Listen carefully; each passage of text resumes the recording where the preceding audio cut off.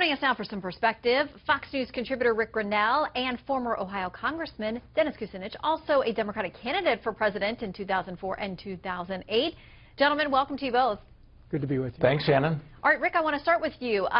Is it too soon to be writing a eulogy for Rubio's presidential run this time around? He's taken a lot of beating up this morning.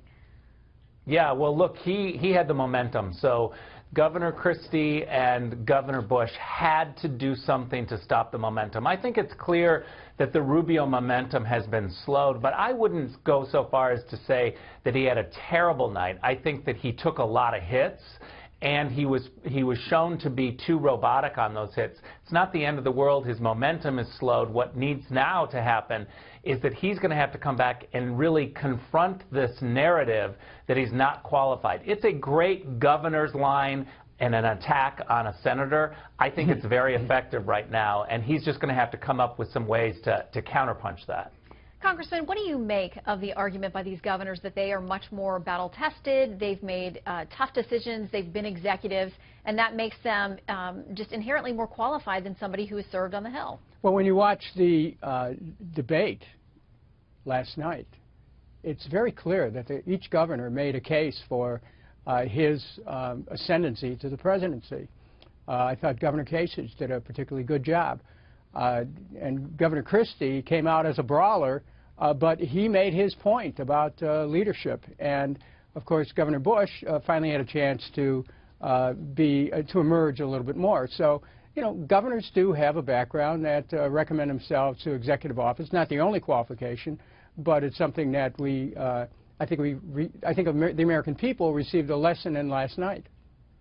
Rick, I want to ask you, do you think that people at home like to see these dust-ups? I mean, there were a couple of times where I felt sort of like, you know, clenched up on my couch, like, wow, this is getting really nasty.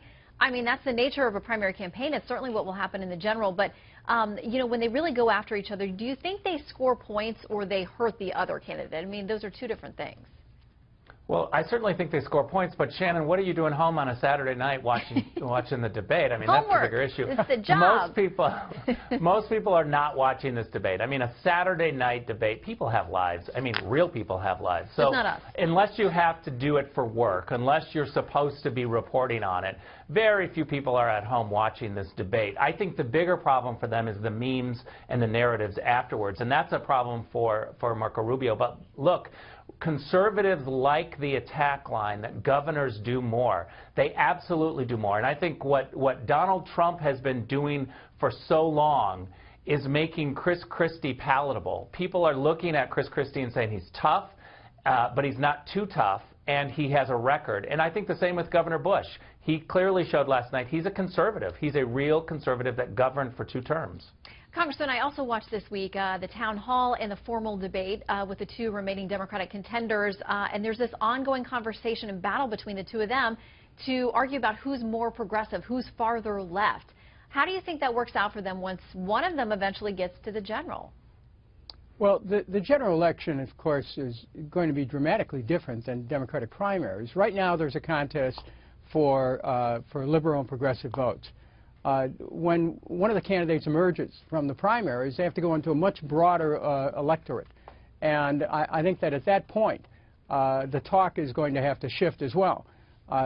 Hillary Clinton in New Hampshire is going to have to close the gap. If she does that, she'll be able to move on to South Carolina and to Nevada with a lot of promise.